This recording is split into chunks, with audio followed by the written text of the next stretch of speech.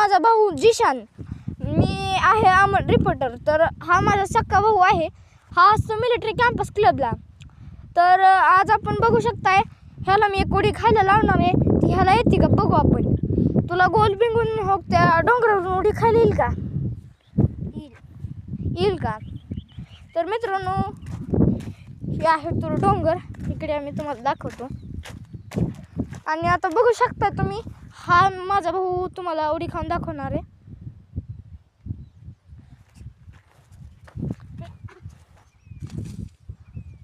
तर मित्रांनो हा आहे माझा भाऊ. त्याची जरी तुम्ही हाड जरी पातळ म्हणत असाल तर हा याने 3 माणसाला बेहोश केलेलं आहे.